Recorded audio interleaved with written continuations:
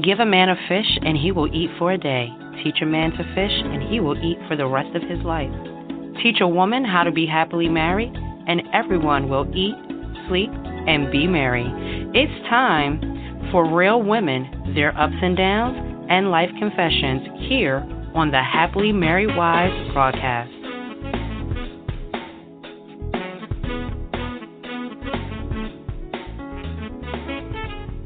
Hi, this is Lady Nakia, and I am coming to you with the Happily Married Wives radio broadcast, Real Women, Their Ups and Downs, and Life's Confessions. Since this is the first broadcast that I am doing by myself, I just kind of figured that I would just talk about a few things. Starting out, I want to just talk about how this week has been absolutely amazing. My husband and I are headed on a cruise, and so we are ready to just spend some quality time with one another. And I am actually excited, to be able to do this because out of 17 years of marriage, this will be him and I's first time going on a cruise together. And so when I tell you that we are just so excited and can't wait to board this plane, we are so excited. I just wanted to share with you just a couple of things that I've been doing with my ladies in the ministry. We're going over a book called Disciplines of a Godly Woman. And when I tell you that this book has been absolutely amazing, it has been amazing. Some of the women have given me positive results about how it is changing their lives for the better. And so I just think about that from a married woman's perspective and how just being able to be disciplined as a godly woman, because it's something that has to be learned and it's not something that we just automatically have. And just looking at that from a married woman's perspective, I think that for me, it is changing my life as well. The last chapter that we talked about, it was basically talking about contentment. And being content is something all by itself, because if you have been brought up in any type of broken home, or if you really didn't get shown love as a child, even as a teenager, it's hard for you to really actually be content. If you have been a foster child or lost your parents at a young age and maybe had to be raised by, family members or something like that, you just really don't know what it's like to be content. And so when we got to this chapter, I had my parents in my life. They weren't married, but I knew, had a relationship with both of them. But I still felt like I wasn't content in my life. And so in having contentment, now in being married for 17 years with 5 children, I'm like, God knows that he is one bad person, because he knows how to take a broken person and turn them and make them whole. He knows how to take a smeared image and make it into something beautiful. He knows how to just mold us, our mirrored clay, and mold us into a masterpiece. And so I just am grateful, for just being able to pour into these women about being content, because I can remember a time in my life when I didn't have that. And so just even in this segment today, I just want to be able to encourage you and be able to bring some light to some situations that maybe you might have been going through in your life, and also are trying to find a way of escape from it. And I know that we're married, so a lot of times it's a cover-up, or we've covered up some of the things that we have in our lives, or flaws in our lives, and it makes it seem like the kids cover it up, or, being married covers it up, or being successful covers it up, when really It's not covering it up. It's down on the inside. And even though people on the outside may not see it, in the midnight hour, or sometimes when you feel that you're not on your highest point or at your highest peak, that it begins to show out. And a lot of times we try to suppress it or cover it up so that people can't see that in us. But I think that if we're going to portray, to have a happy relationship, or if we're going to portray to be whole to others and even to ourselves, we need to make sure that we have filled in some of the holes or the voids that we might have in our lives that we haven't taken care of. And so today I am so excited. I'm so excited just about what God is doing in my life. When I say he's shaking me up, like even as a wife, he's shaking me up as a mother. I'm just trying to be better. And I think that sometimes we put on the face of we've already got it together. And I am just so glad that the motto even at our church is basically saying it's the perfect church for imperfect people, letting us know that we know that everybody has flaws, even though we might not want to show them. And so, even in our marriages, it's like we want to portray and say, well, we don't have arguments, we just have heated fellowship. That's the Christian word. But no, I want it to be okay to be able to say, well, we've had an argument or we've had a disagreement, and we're not, it's okay to disagree, or it's okay to agree and not agree with one another. Like, it's okay to have your own mind and to be your own person. And just because you're married doesn't mean that you have to become that person. And so I just want to encourage you on today just to, put your focus and your mind on the things of God. And if you feel like you have lost your way, or maybe you don't have that relationship that you need to have with Christ, then I encourage you to get some friends that can help you to be able to reshift your mind, reshift your focus, just basically to pour into you some positive things to help you, be able to look at things in a different light. Because if you're always having something negative to say, even about your relationship, there is no way that things can grow or you can have a positive outcome when you're speaking doom and damnation over your relationship. I know one scripture tells us that life and death is in the power of our tongue. And it said, they that love it shall eat the fruit thereof. And so what fruit is that? It's either life or death, whichever one you love.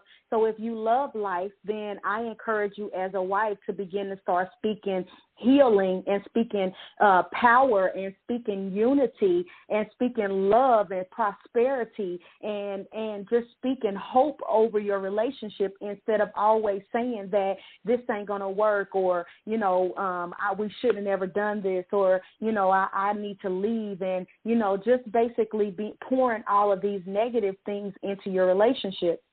So I just want to encourage you today just to take a look and sit back and look at the things that that is going on in your life, and how you can change some things, and how to become that happily married wife that we are trying to represent on today. And so this brings me to a part in the program where we have to take a commercial break. We got to pay the bills. So I just want to just have you give me a minute, and we'll be right back. And we got a powerful show that we are going to be talking about today. I got a couple of guests that I'm going to introduce to you, and I am so excited. So we will be right back after this. Did you know that 1 in 4 people in America live with a mental illness? Do you have the communication skills to help out if one is in a crisis? What if it's your best friend? Maybe your son or daughter? While crisis intervention isn't new, the book Crisis Intervention 101 is. It's easy to read, includes links to 2 videos, and it's under $10. Get your copy of Crisis Intervention 101 today on Amazon.com. because we all need help in a crisis. Hi, I'm Rita Ricks, host of Spirit Journeys Radio, inviting you to our third annual Burn on December 27th from 4 to 6 o'clock p.m. We'll work together to determine what person, place, or thing you must leave behind in 2015. You'll write your choices on a piece of paper and drop them in the fire so that you can enter the new year brand new. The cost is $10, and you can register at www.speaktoyourspirit.com. See you on December 27th. Hi, this is Simone Bowe of Life Success Principles in Nassau, Bahamas, and I listen to the Ultimate International Business Experience radio show on iHeartRadio. And you should too. Hi, this is Sylvester Green of Building United Communities here in London, England, and I listen to the Ultimate International Business Experience radio show on iHeartRadio. And you should too. Welcome back to the Happily Married Wives radio broadcast, and this is Lady Nakia, and I'm glad that you joined us tonight. Before I went to break, I was just trying to encourage you to just not put on a facade or a face for people, and to be able to learn how to be content as a godly woman or a happily married wife. So as we're getting started in this next segment, I just want to talk to you about being whole as a woman. Sometimes we as women, we are not whole when we get into relationships. So the brokenness that we have, it bleeds over into our relationship. And when I say that we are not whole, that could be we're not whole from our current relationship or previous relationships that we were in. It could be that we're not whole in our finances. It could be that we're not whole in being stable. It could be that we're not whole in just the way that we view things. And so it's not so much as just being whole, like I've been in this marriage for 10 years or this relationship for 10 years, and now since we've been together, we feel like it's time to get married, or, you know, that we've been in this relationship for this marriage for 10 years, and so, you know, we feel like we're okay. Well, no, because marriage doesn't make you happy. In talking about what makes you happy is basically that couple being able to relate to one another, being able to have fun with one another, being able to love on one another, and that's what marriage is all about. It's basically this partnership and this union that you have with this other person, and it's basically you guys just being able to come together and enjoy each other's company. Marriage doesn't even equal satisfaction. And so some people would feel like if I could just get married, oh my God, like I would just be satisfied. But I don't think that marriage is equal satisfaction, because sometimes when you're in the dating process and you're getting to know someone, sometimes they are not who you think they are, and sometimes they are becoming who they feel you want them to be instead of who they really are. And that's how we come up with, in a relationship, you can lose yourself, because sometimes we became what the other person has wanted us to be instead of being who we really are.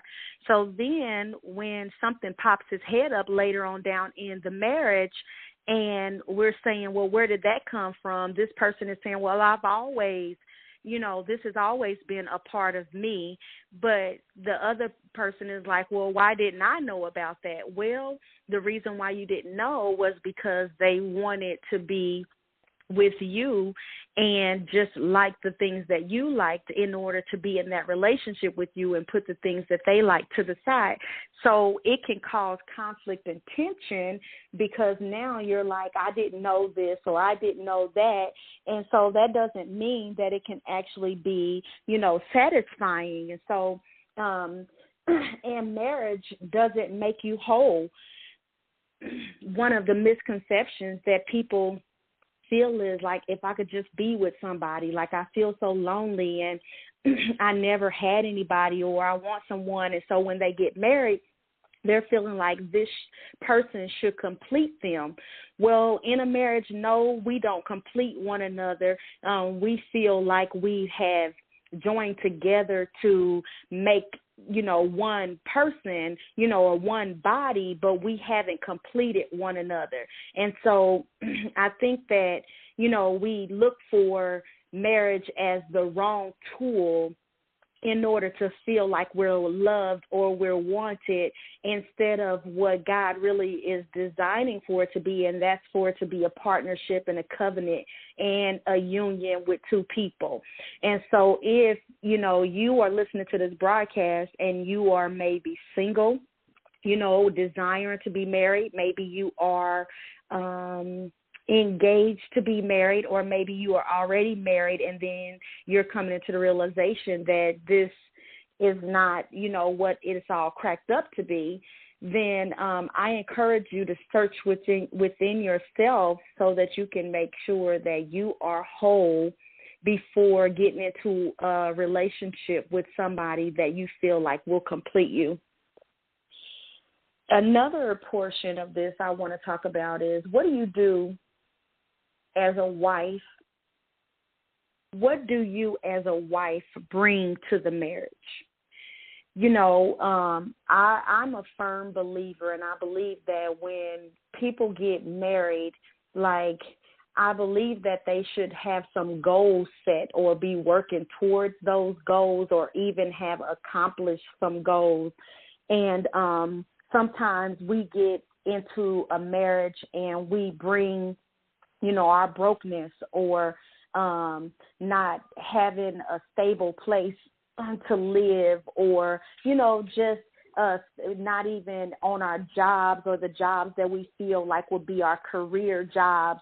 And so I think that when you as a wife come into the marriage, I think that we should have, at least shared beliefs with our partner or our husbands. And so sometimes I've seen it oftentimes where my husband and I have either counseled a couple, or I've talked to women and they were saying that, well, we were dating, and I guess this part didn't come up in the dating process. And so when they do finally begin to start having children or something, then now he is a Jehovah's Witness and you are a Christian. Well, now when it comes down to birthday celebrations for your children, or, just the different things, now you guys don't agree on certain things because you didn't take the time to be able to see if this was something that we believed in on the same and was on the same page.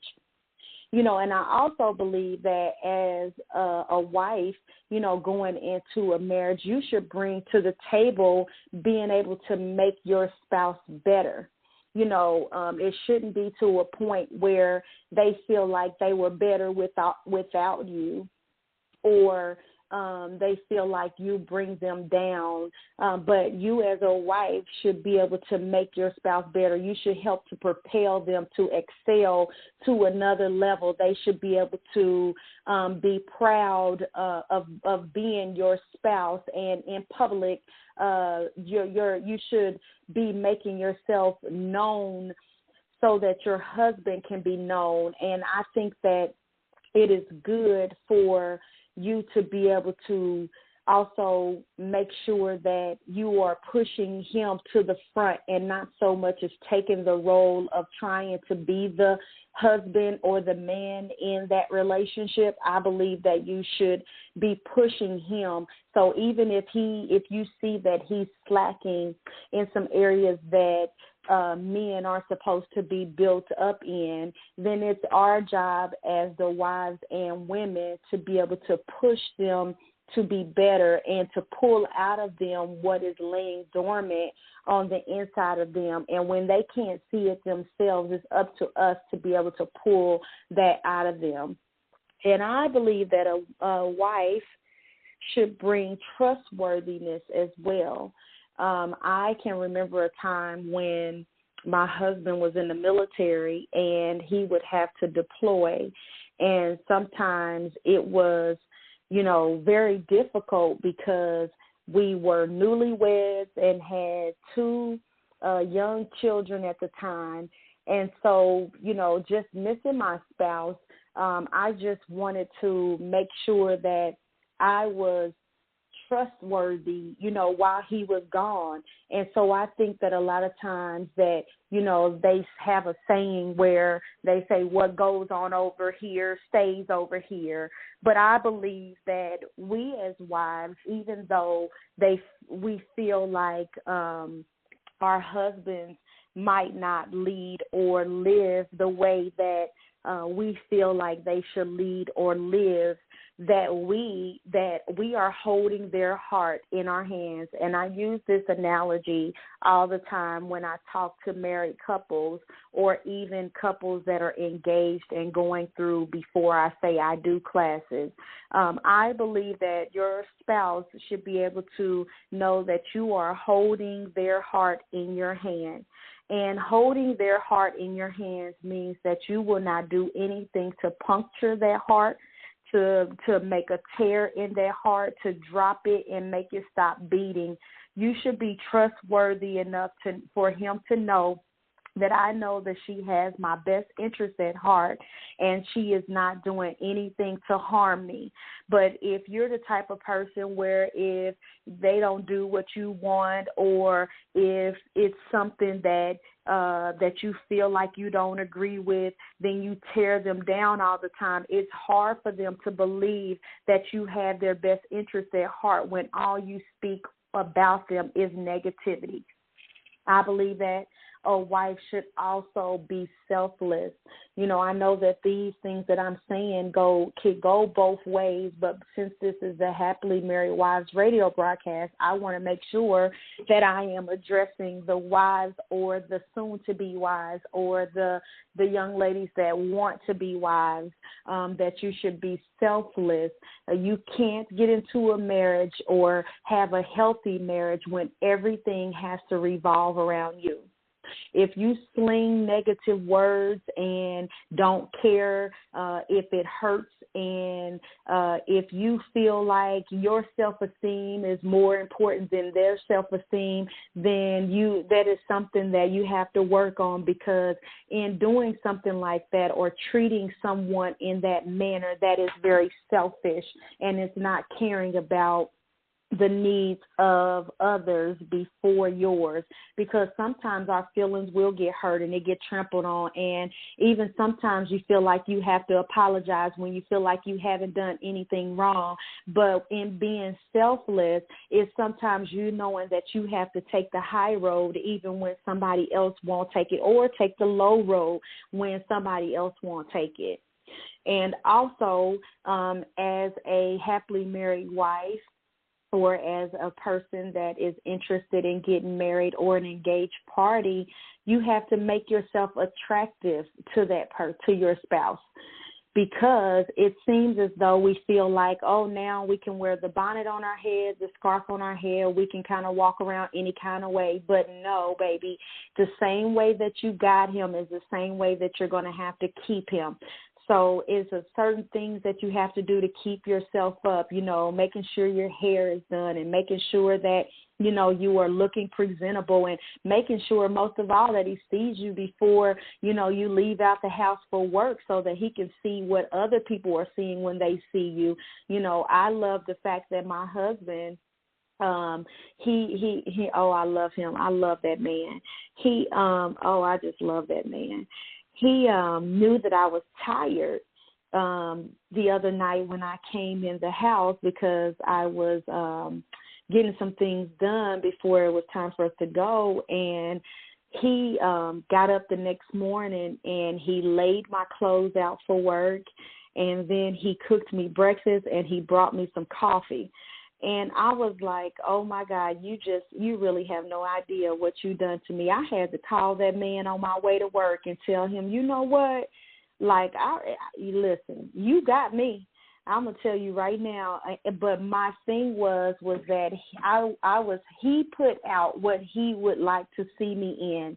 And so what I done before I left from the house was I stood downstairs in the kitchen so that he could see me, and I kind of just went on his side of the table where he was sitting at just so that he could, see me before I walked out the door, because evidently when he picked out that, he said, oh, yeah, she going to look nice in that.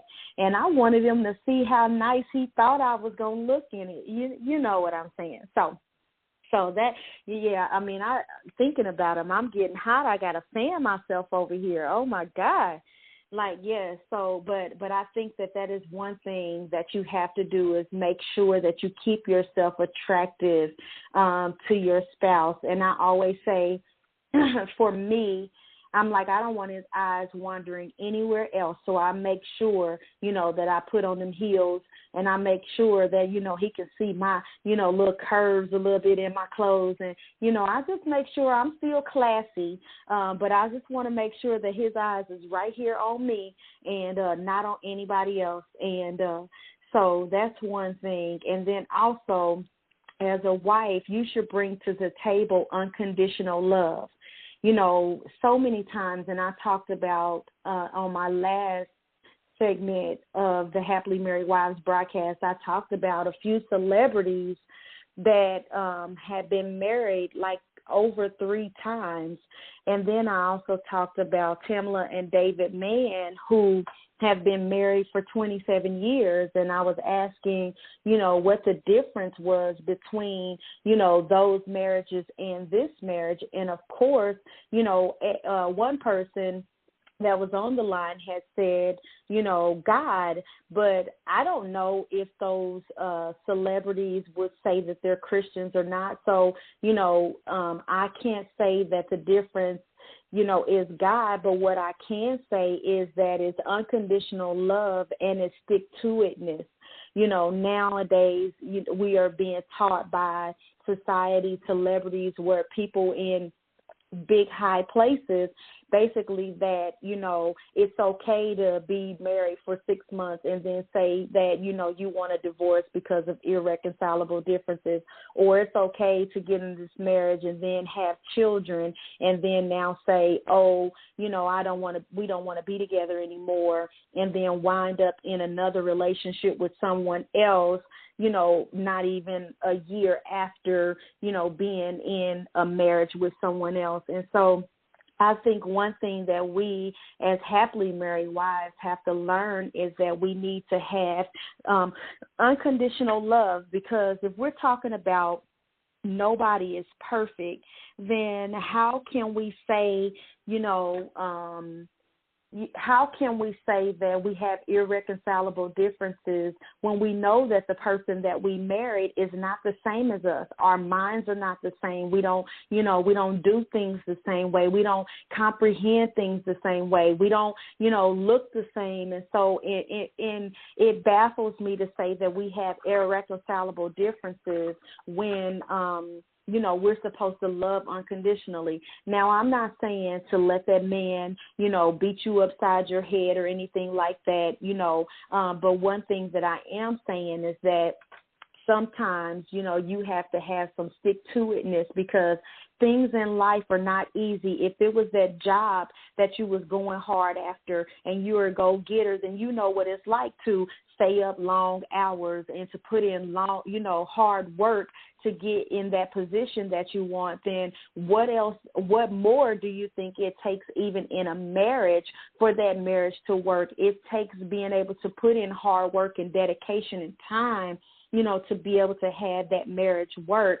But a lot of times we as people, we don't want to do that. And it's because of the model that is being set before us. And so, what's going in our eye gate and our ear gate, is just coming right out. And so we're just walking out what we see other people do and not so much as walking out that example that Christ is setting before us. And so that he has set for us to be able to follow. Then also I think that, as a wife bringing things to the table, you have to be responsible because, if you are, not responsible and you like spending money or, you're not responsible and you guys have children, it just takes a lot for, you to be able to run a house, and you guys have to have unity and be on one accord. And so I think that, as a happily married wife, those are things that need to be taken into consideration. So that, all of us can actually say that we do have a happy marriage and we are happily married. But a lot of times if you are like me and got married without counseling and had to figure things out in the hard way, it's kind of hard to say, how to be responsible when maybe you weren't taught that, and so that's the whole piece about being whole, because you want to make sure that what you're bringing to the table is not something that is going to be damaging or detrimental to your marriage in the long run. And so I just want to encourage you, today just to make sure that you are applying some of those things that I spoke about, when it goes down to looking, for a partner, a spouse, and even in your spouse, making sure you share the same beliefs and making sure that you're helping to make them better as well as them making you better, that you are trustworthy, that you are, not being selfish, that you are getting your behind up, putting on some makeup, making sure your hair is done and you're looking nice and staying attractive to your spouse, that you are loving unconditional just as Christ loved us, and that you are responsible. Another part of being responsible is, being able to cook. One thing you got to do, cook and clean and, making sure that you're taking care of business, everything that we should already be doing in our own relationships. But because we don't apply them or haven't learned them, then, we bring that into a relationship. And like I said, that can be damaging. So I just wanted to encourage you with that on today. And so I just want to wrap up this segment, and because here we are again at this time where we have to pay some bills, and so I just want to pause for a moment and let our commercials go, and then we'll come back and my guests will be here, and we're going to have some good dialogue. So I hope that you guys continue to listen in. All right after this.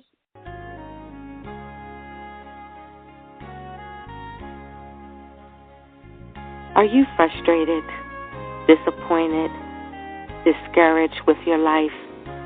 Are you angry with God? What's holding you back from fulfilling your purpose? Are you struggling as a leader in ministry? Do you believe you have an end-time calling?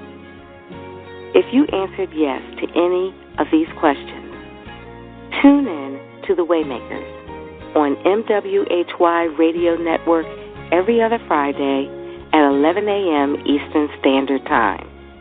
We are here to support you. Join us to get the answers that will prepare the way of the Lord in your life.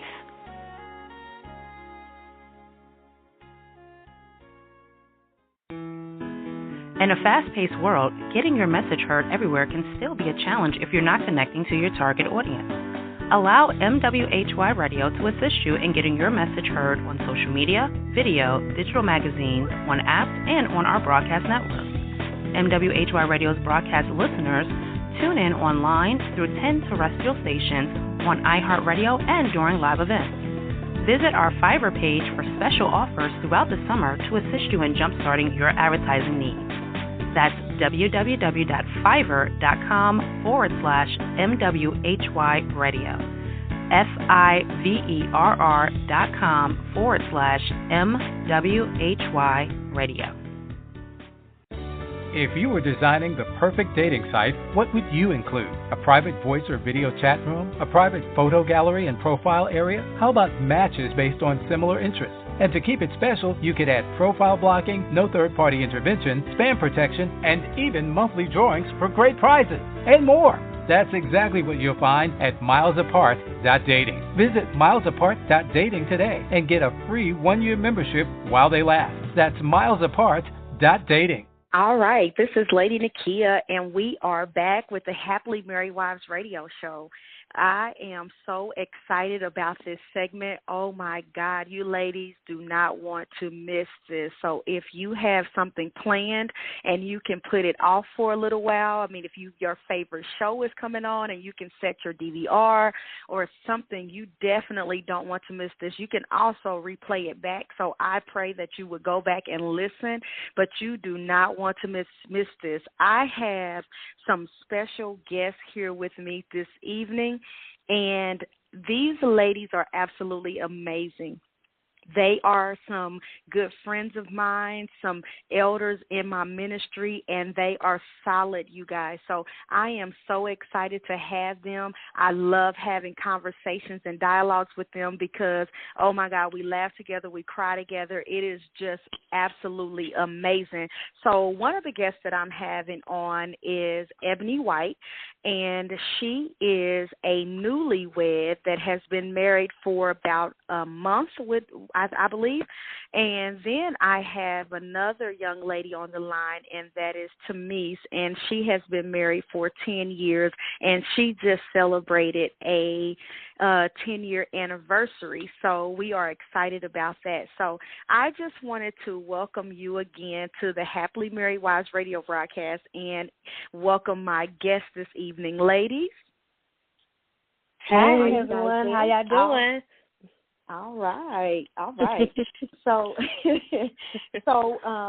I know that we usually have some general dialogue and conversations, and they can tend to get serious and deep sometimes. And so, I really just wanted to be able to share that experience with our listening audience today, just so that we can pour into them like we pour into one another.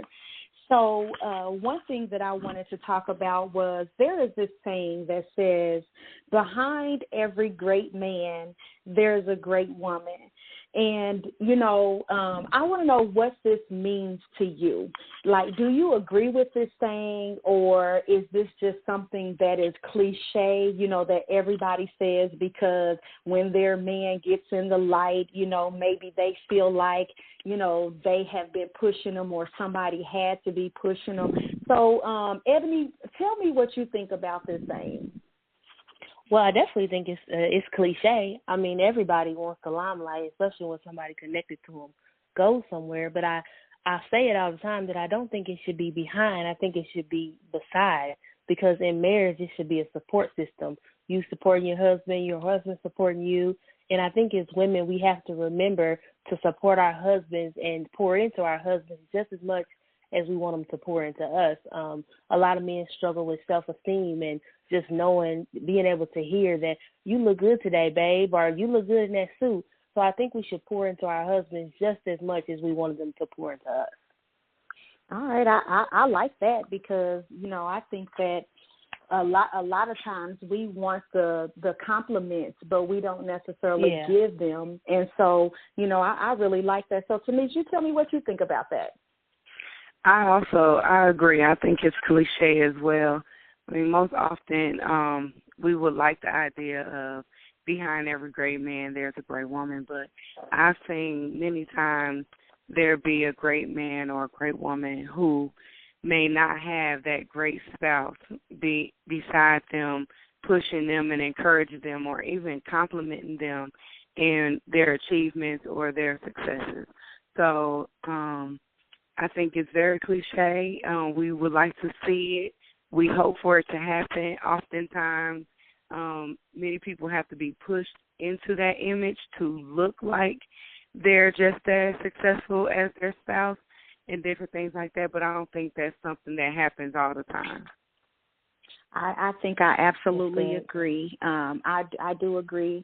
I think that looking back at what it's saying and just looking at you have some successful bankers or business owners or just successful people in general that may not even be married. They may be single, and they've gotten that way through just hard work and dedication. So in saying that behind every, great man that there's a great woman, I agree that it's just cliche because sometimes, they're getting there just from their hard work and dedication and not from somebody else being there with them. So, hey, I got a great man, and I do believe that I've been, been behind him. I've been on the side of him, Yeah. So since we're talking about, having great men and, just having a great woman beside him, and for those of you that are just now tuning in, this is the Happily Married Wives radio broadcast. So we want to talk about, marriages. So if you had to define marriage, what words would you use? And what makes marriage unique and different from any other relationship? Denise, tell me what you think about that. When I think about marriage, I just think about two people coming together as one. So they're laying aside, their own personal goals, and they're deciding to join together with someone else. I think about a promise. I think about a lifelong promise that's made as far as being committed to one another, being faithful towards one another, and, again, just being together. So when I think about marriage, that's exactly what comes to mind. Yeah, I think that if we thinking about marriage and, every other relationship can say that, they have a commitment, but, they haven't signed on that dotted line to actually make that commitment official. I tell the story. Well, I can remember just going to the nail shop a few weeks ago, and the young lady that, was doing my nails, she was telling me that she was reading a book that I had been reading, which was the 5 Love Languages. And so I began to, talk to her and just ask her, how, when she wanted to get married, and they already have a child together, living together, doing everything that married people do. And she was basically like, she don't think that she's ready to get married. Like she want to take her time. She wants to get her business and everything up off the ground. Like she just doesn't want to rush into it. But because I guess one of the reasons would be is because she already feels like they're married. They just don't have, that paperwork saying that they're actually married. And so, it baffled me to hear her say that because she was content with actually having this relationship without having the whole, component of it. So, Ebony, with you hearing, the word marriage, like what word would you use to define that? And then what makes, what do you think makes marriage different from any other relationship? When I think of marriage, I think of a lifelong challenge. I think marriage is definitely going to be a challenging relationship, probably one of the hardest relationships outside of probably your children that you'll have with someone. It's something that when you say till death do us part, and you say for better or worse, sometimes you don't know how worse things can get. You don't know how good things can get. So it's definitely a challenge because you're going to have your ups and you're going to have your downs. So you have to learn to listen. You have to learn to communicate. And those are all words I just think of when I hear marriage, because you have to become that individual that basically gives up their self for someone else. All right, I like that. I like that. Yeah, because I talked about in the last segment just talking about being selfless. You know, you just have to, you know, give of yourself, you know, unreservedly. You have to love unconditionally. And a lot of times we haven't been taught that. You know, sometimes even in society and the media nowadays is saying that you can, if we don't feel like we want to be married, we could say that we got divorced because of irreconcilable differences. But it's like nowadays they're not really showing you, you know, the real true definition or meaning of what marriage really is, because you're telling me that if I don't like you, or, you know, if it's some flaws that you have, then I can say that I want out, and then I can be in another relationship getting married again within a year, you know. So it's like the public eye is telling us that we can do, you know, all of these different things when, you know, that's not the way that, you know, God intended for marriage to actually be. So, I mean, I agree. I think in being a newlywed, marriage also has to be learned.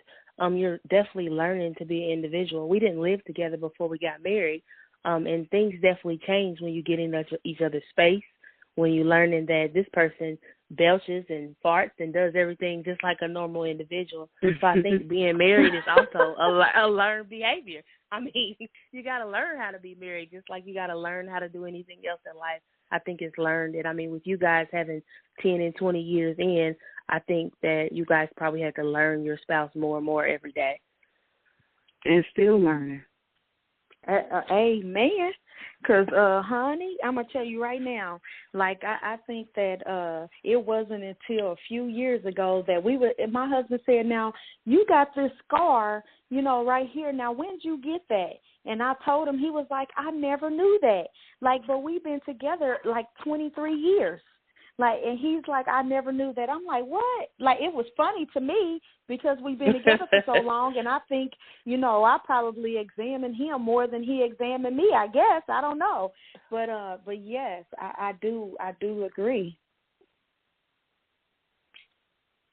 So with us talking about, you know, what marriage or what our idea or definition of what marriage would be, and looking at it, what do you think, you know, a good age for a person to get married would be? You know, Ebony, I know I was saying that you're a newlywed and you're still young.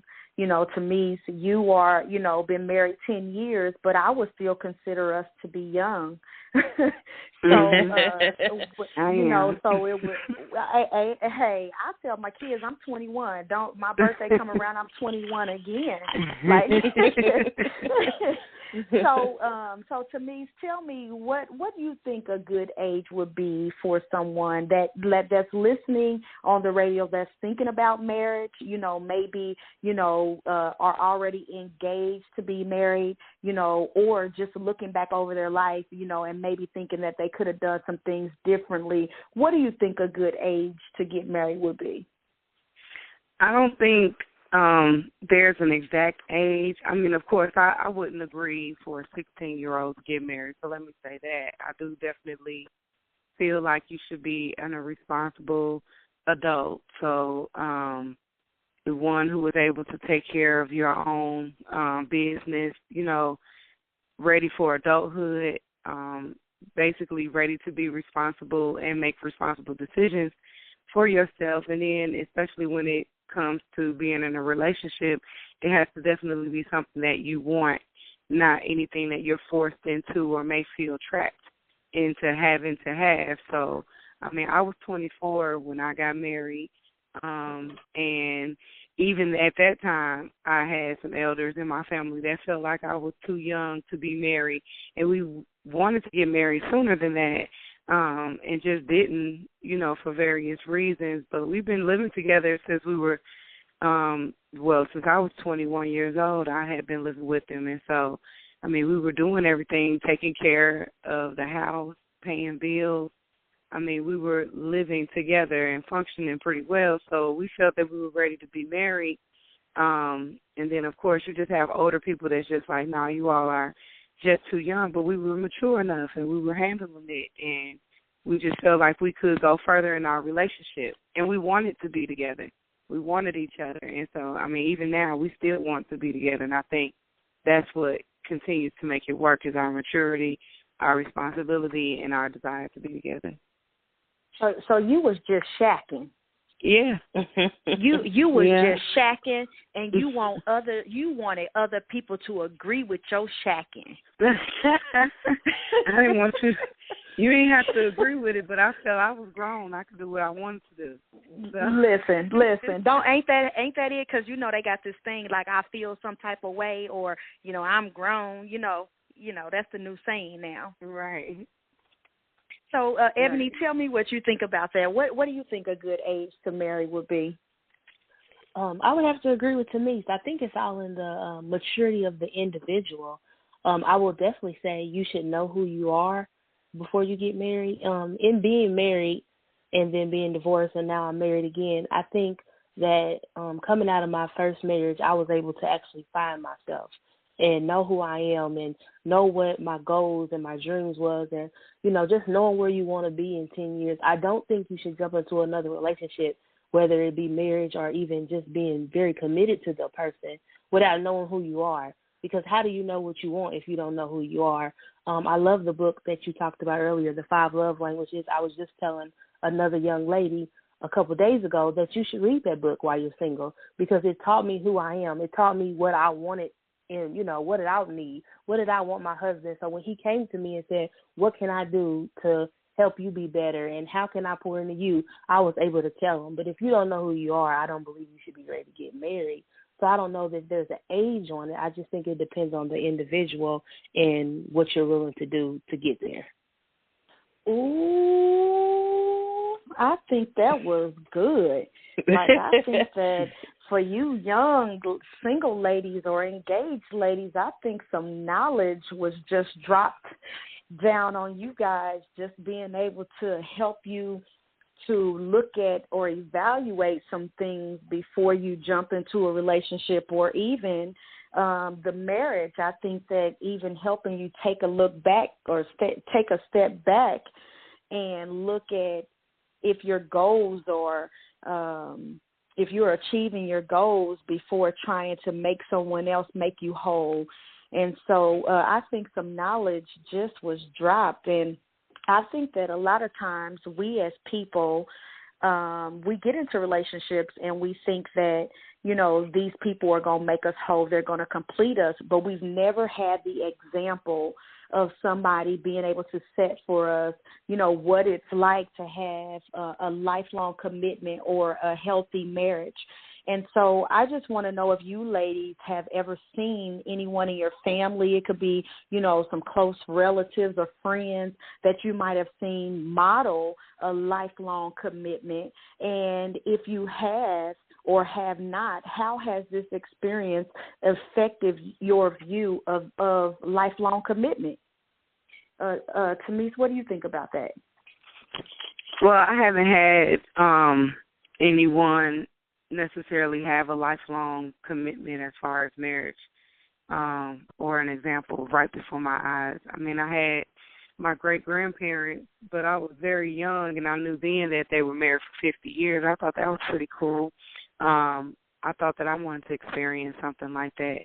But as far as, like, my parents or having any immediate family members around me have a happy, lifelong, committed marriage, I haven't been able to see that. I mean, some have been married and got divorces rather quickly, even my parents. I mean, they had been together for 8 years, got married for a year, and then divorced, after the 11th year of being together. So that's pretty crazy how you just continue to do that. So that's just all we saw. So I guess for my husband and I mean, even when we first got married, even up until the point now, we want to be that example. And so that's what we live to do because we did not see it and we didn't have it around us. That's what we live to be. So Ebony, we talked a little bit earlier about, just some, your mom and dad just being together. They're not actually together, but they're still married. And so, how many years have they been married, and how long, have they been separated? And then, do you feel like, this is really a lifelong commitment? And so speak to me a little bit about that. Well, my parents, they've been married going on 36 years. It will be in February. You said two words. You said lifelong, and then you said healthy. My parents have been together all my entire life. That's all I've ever known. And I've seen them have good days. I've seen them have bad days. But I can definitely say my mother was a great example of what it meant to stand by your husband. I seen my mother go through several things with my father, some good, some bad, but she always stood by him.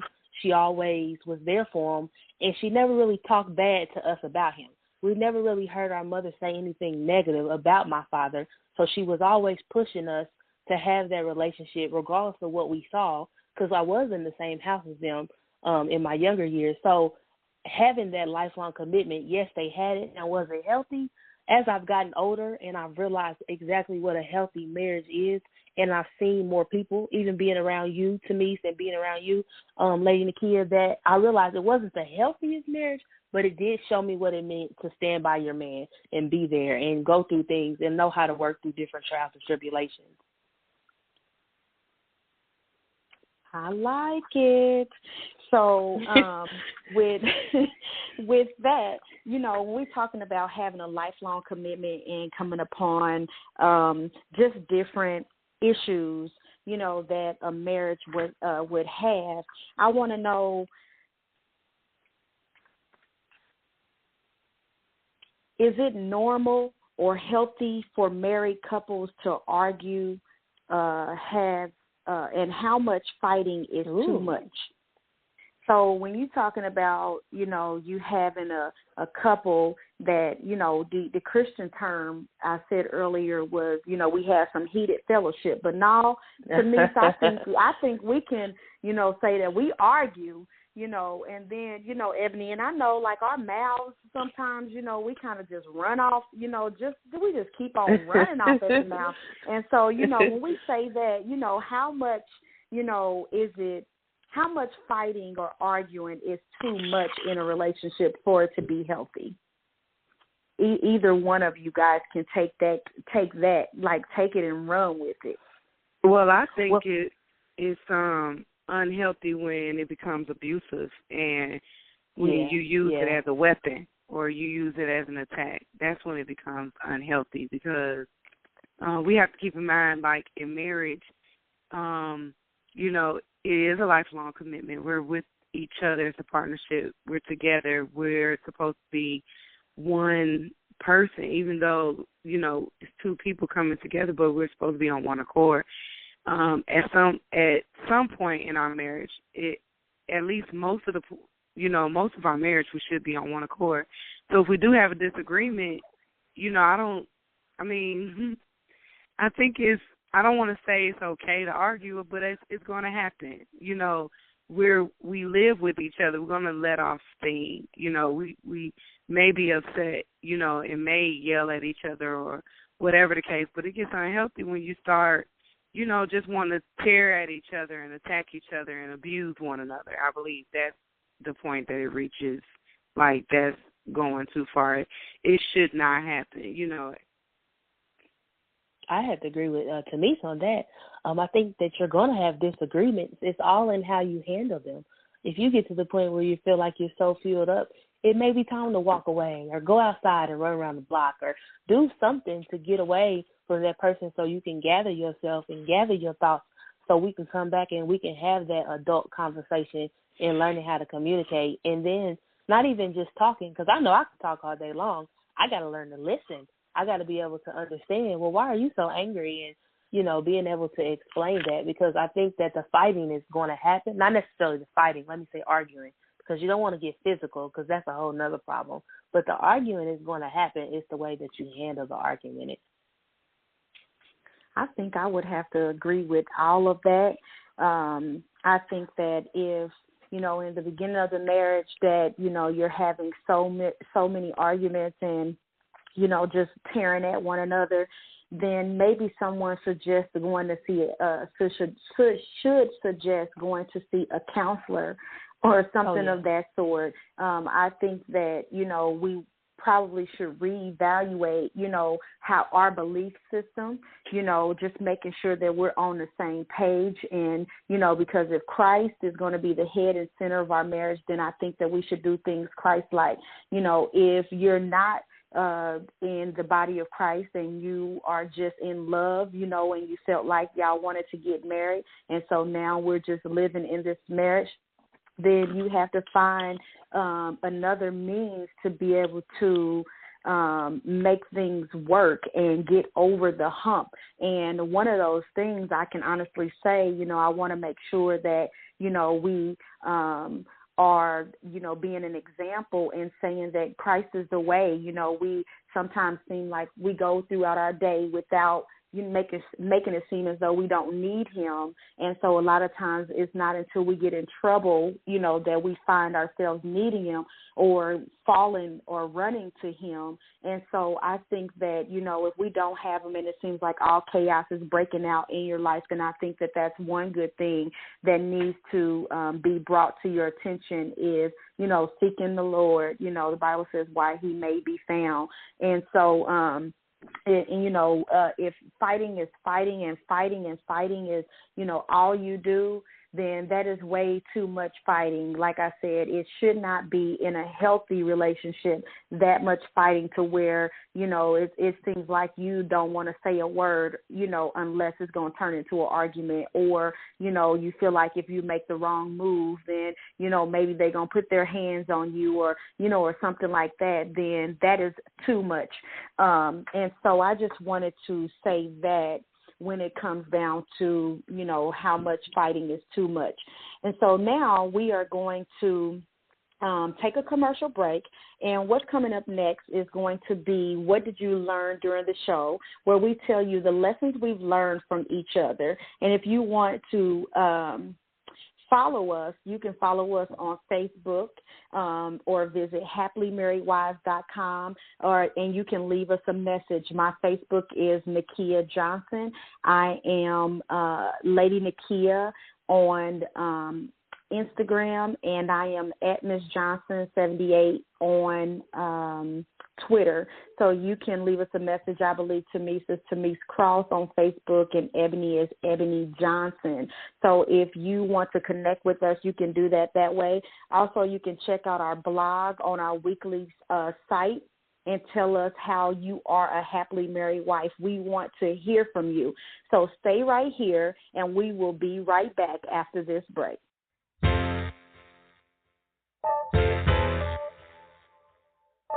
This is Benita of Off the Vine with Benita and Teresina. Join us every Friday at 3 o'clock Eastern Standard Time on the May We Help You Radio Network. Our show is simple. It is about wine, and wine is fun. Listen in and laugh with us. You'll never know, you just may learn something too. So grab your glass, you know that's the rule, and tune in for a most exciting hour. Hey, we're just two girls at work just waiting to wine up. Listen in on Fridays at 3 o'clock, right here on the May We Help You Radio Network. Off the Vine with Benita and Teresina. Something to whine about.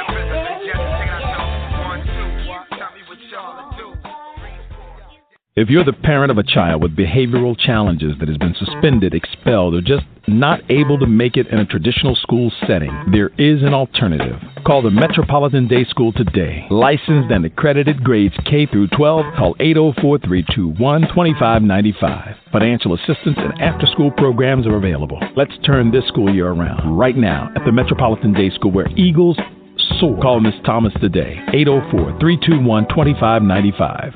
Brought to you by on the May We Help You Radio Network. Only on the May We Help You Radio Network. Only on the May We Help You Radio Network. Only on the May We Help You Radio Network. Only on the May We Help You Radio Network. Only on May We Help You Radio Network. So on the May We Help You Radio Network. MWHY Radio Network. May We Help You Radio. On the May We Help You Radio Network. Only on the May We Help You Radio Broadcast Network. the network that helps you. Thank you for tuning in to the Happily Married Wives radio broadcast, and I am Lady Nakia, and we are going to just give a recap about what we learned from each other in this show, and so we just want to make sure that we leave you with some knowledgeable information, and then we will be able to take some questions. You can go to the website. You can leave any questions that you have. We will make sure that in our next segment that we address those questions that you have. You can reach out to us, on the website. Please reach out to us on the website and leave us your questions. We don't want – no question is a dumb question. The only dumb question is the ones that are not answered, especially if you have questions.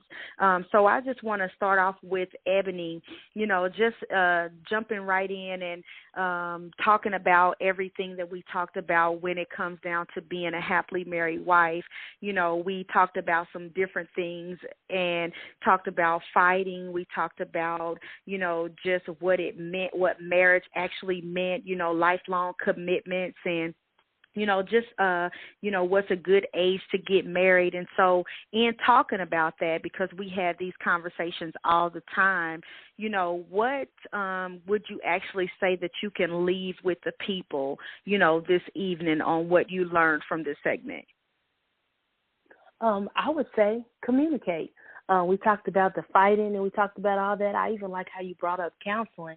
If you find yourself into a situation where you guys are just not agreeing, don't be afraid to seek help.